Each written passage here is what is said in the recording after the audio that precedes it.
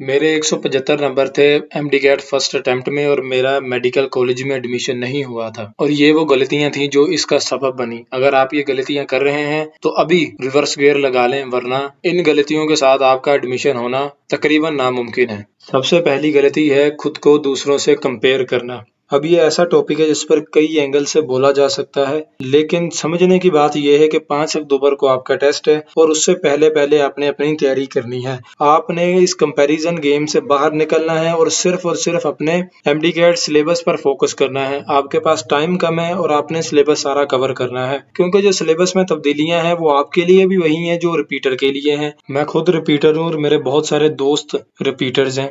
आप किसी से भी पूछ के देख लें कि एक चैप्टर को तैयार करने के लिए रिपीटर को भी उतना ही टाइम लगता है कि जितना एक फ्रेशर्स को। तो अब सब स्टूडेंट्स एक ही पॉइंट से शुरू करते हैं और जो जितनी अच्छी तैयारी कर लेता है उसका एडमिशन हो जाता है। और आपने अपने जहन में ये बात बिठा लेनी है कि मेरी एक सीट रिजर्व्ड है और मैं उसके लिए मेहनत कर रहा हूँ। अपने दिमाग में ये बिठा लें। अगर आप ये सोचेंगे ना कि यार उस स्टूडेंट का हो जाएगा, ये क्लास का टॉपर है इसका हो जाएगा, ये रिपीटर है इसका इस साल हो जाएगा, मेरा नहीं एडमिशन होगा, तो फिर आप जितनी मर्जी तैयारी कर लें आपका एडमिशन नहीं होगा। सबसे पहले आपने कंपैरिजन छोड़ना है और खुद को ये यकीन दिलाना है कि यार कि मैं अगर सही दिल से मेहनत करूंगा तो मेरा एडमिशन हो जाएगा। दूसरी सबसे बड़ी गलती जो स्टूडेंट्स करते हैं वो है कि MD CAT is all concept. अब ये ऐसी गलती है जो कई और गलतियों का सबब बनती है। एमडी कैट जो रिसेंट ईयर्स में हो रहा है वो तकरीबन 80 to 90% मेमोरी बेस्ड है और सिर्फ 10 से 20% कॉन्सेप्ट बेस्ड है। इसका मतलब ये है कि अगर आप कहीं कहीं कॉन्सेप्ट में लैग कर रहे हैं तो भी काम चल जाएगा। अगर आपने चैप्टर को ठीक तरह पढ़ा है, उसको याद किया है, तो कुछ कुछ कॉन्सेप्ट की कमियां आपकी कवर हो जाएंगी। मैं 2 एग्जांपल से आपको समझाता हूँ। ये पहली एग्जांपल है बायो की। क्वेश्चन है photosynthesis is a process in which blank compounds of carbon and hydrogen are reduced to carbohydrate like glucose using light energy, और 3 ऑप्शंस दिए गए हैं। अब इसमें कोई कॉन्सेप्ट नहीं लगना, ये बुक की लाइन है। जिसको याद होगा वो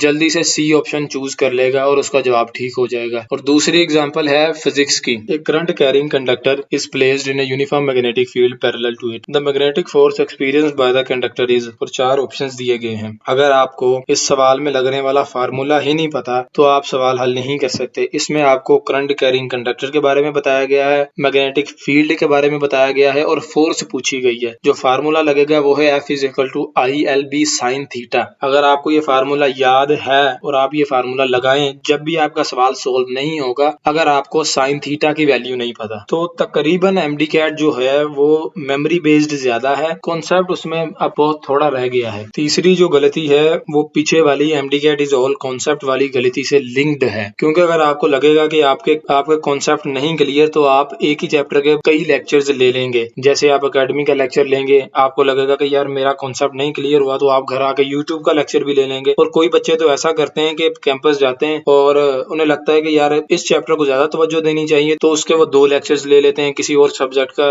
लेक्चर छोड़ देते हैं। तो ये गलती आपने बिल्कुल नहीं करनी। एक लेक्चर, किसी भी चैप्टर का कोई एक लेक्चर किसी एक टीचर का आप ले लें, तकरीबन वो आपके लिए काफी होगा। उसमें सारी की सारी चीजें कवर हो जाएंगी। आपको सिर्फ और सिर्फ उसकी प्रैक्टिस अब करनी है। बार बार लेक्चर लेने से आपके मसाइल हल नहीं होंगे, क्योंकि knowledge without application is like a book that is never red. इसका मतलब ये है कि आपने इल्म तो सीख ली, आपने थ्योरी तो पढ़ ली, लेकिन अब आपने एमसीक्यूज में उस नॉलेज को अप्लाई करना है। अप्लाई आप जब ही करेंगे जब आपको लेक्चर से टाइम मिलेगा। अगर आपके लेक्चर ही 4-4, 6-6 घंटे के लंबे चौड़े लेक्चर्स हैं तो आप चैप्टर की प्रैक्टिस कब करेंगे? तो एक लेक्चर एक चैप्टर के लिए काफी है। आपने उसके बाद सिर्फ प्रैक्टिस पर ध्यान देना है। अगली सबसे बड़ी गलती जो बच्चे करते हैं, ये भी लिंक्ड है पीछे वाली गलतियों से, कि revising the content and not practising. इससे मुराद ये है कि आप चैप्टर को बार बार रिवाइज करते हैं, जो उसमें लिखा है उसको बार बार पढ़ते हैं, उसको याद करते हैं और प्रैक्टिस नहीं करते। ये फिर से पीछे वाली गलतियों से लिंक्ड है कि आपको लगता है कि मुझे पहले चैप्टर तैयार करना है, जब तक मेरा चैप्टर नहीं तैयार होगा मैं एमसीक्यूज की प्रैक्टिस नहीं करूंगा। एक दफा अगर आपने किसी चैप्टर का लेक्चर ले लिया, उसको एक दफा अपनी नजरों से गुजार लिया, अब जो अगला काम है ना वो प्रैक्टिस का है, ठीक है? क्योंकि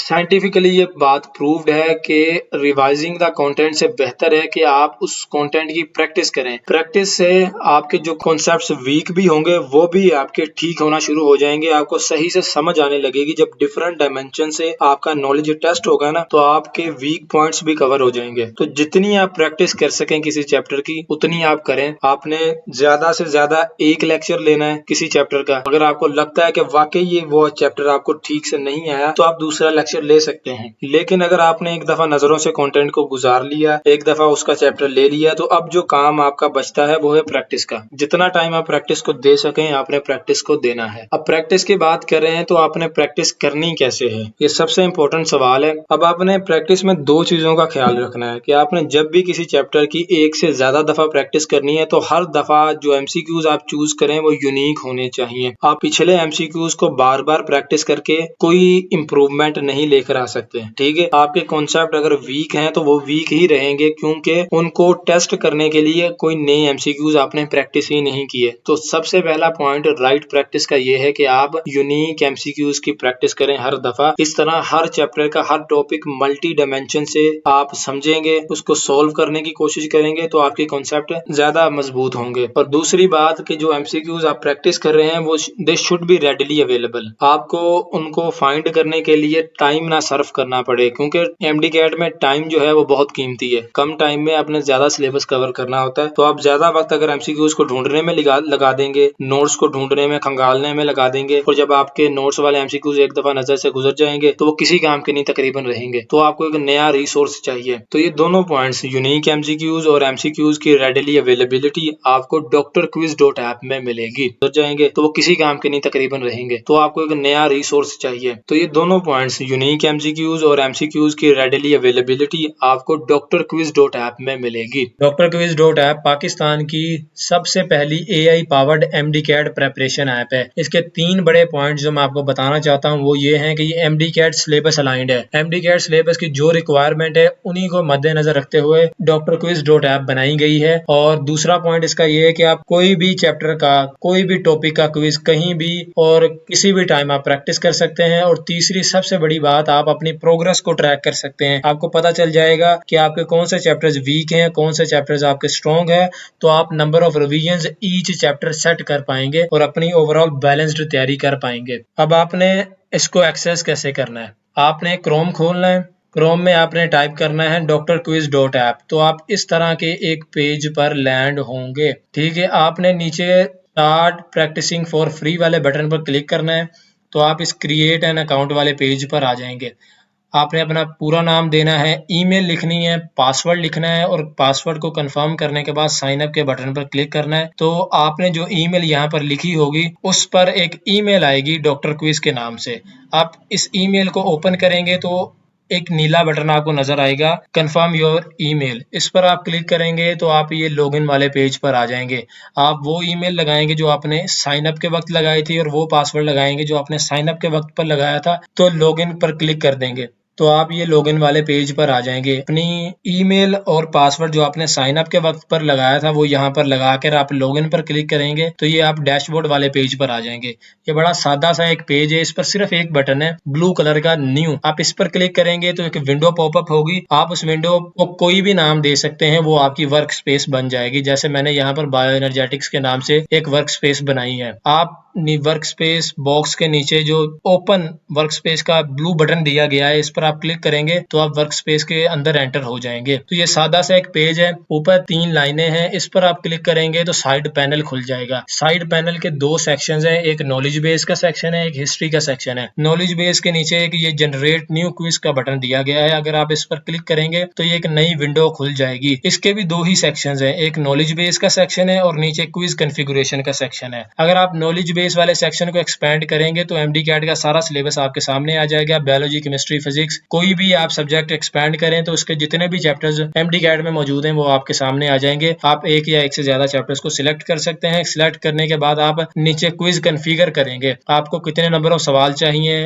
पासिंग स्कोर और टाइमर सेट कर सकते हैं। और नीचे आप स्टाइल ऑफ क्वेश्चंस भी सेट कर सकते हैं। नीचे 2 टॉगल बटन्स दिए गए हैं, हार्ड मोड का और न्यूमेरिकल मोड का। हार्ड मोड में ज्यादा चैलेंजिंग सवाल आएंगे, न्यूमेरिकल मोड में सारे के सारे सवाल न्यूमेरिकल बेस्ड आएंगे, कैलकुलेशन वाले आएंगे। और नीचे फील्ड दी गई है टॉपिक्स टू फोकस ऑन। अगर आप कोई भी नाम देंगे टॉपिक का तो उस टॉपिक में से ज्यादा सवाल जनरेट होंगे। और नीचे फील्ड है टॉपिक्स टू ड्रॉप, जो भी आप इसमें नाम लिखेंगे उस टॉपिक में से कोई सवाल नहीं आएगा। नॉलेज बेस में से कोई भी चैप्टर सिलेक्ट करें, क्विज को कॉन्फ़िगर करने के बाद आप जनरेट क्विज के बटन पर क्लिक करेंगे तो ये विंडो अपीयर होगी। क्विज फाइनलाइज होने के बाद आपके सामने आ जाएगा बिल्कुल इस तरह से, और नीचे दो बटन आएंगे, टेक क्विज का और रीजनरेट क्विज। इस वक्त आप रीटेक वाले बटन को देख रहे हैं, लेकिन जब आप पहली दफा इसको जनरेट करेंगे तो टेक क्विज और रीजनरेट क्विज वाले बटन आप देखेंगे। आप टेक क्विज पर क्लिक करेंगे तो आप क्विज के साथ इंटरेक्ट कर सकते हैं, यानी सिलेक्ट कर सकते हैं जो भी आपका आंसर है। जब आप सब आंसर सिलेक्ट कर लेंगे तो उसी वक्त आपके पास जवाब आ जाएंगे उनके विद एक्सप्लेनेशंस। और साइड पैनल में जो जो आप क्विज जनरेट करेंगे वो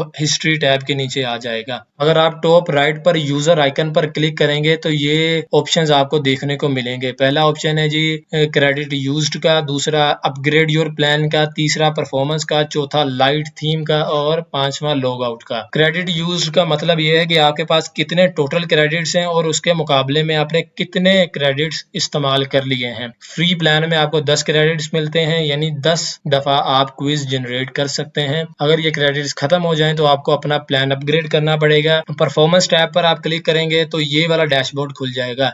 इस डैशबोर्ड में जो पहला सेक्शन है वो है जी ओवरऑल स्कोर का, यानी आपने कितने क्विजेस लिए, कितने आपने पास किए, कितने फेल किए और आपका ओवरऑल कितना स्कोर है। दूसरा सेक्शन है इसका स्ट्रेंथ और एरियाज फॉर इम्प्रूवमेंट का, और तीसरा सेक्शन है जी परफॉर्मेंस बाय सोर्स का। ये सेक्शन आपको चैप्टर वाइज परफॉर्मेंस दिखाएगा। और अगर आप अपग्रेड योर प्लान पर क्लिक करेंगे तो आपके पास ऐसा डैशबोर्ड खुलेगा जिसमें दो प्लान है, पहला स्टूडेंट ऑफर है और दूसरा पे एज यू गो प्लान है। स्टूडेंट ऑफर में आप सिर्फ 3199 में अपने टेस्ट डेट तक unlimited number of quizzes generate कर सकते हैं, और ये ज्यादा इकोनॉमिकल है, बजट फ्रेंडली है। आप कोई भी प्रेपरेशन बुक मार्केट से आज खरीद लें, उसमें नंबर ऑफ क्वेश्चंस भी फिक्स्ड होंगे, वर्डिंग भी फिक्स्ड होगी, लेकिन सिर्फ 3199 में आप जितने मर्जी क्विजेज जनरेट कर सकते हैं, किसी मर्जी टॉपिक पर जनरेट कर सकते हैं, और हर दफा सवाल यूनिक और नए होंगे। और दूसरा प्लान है पे एज यू गो, ये लेस इकोनॉमिकल प्लान है। अगर आपका फ्री ट्रायल खत्म हो गया है और आपको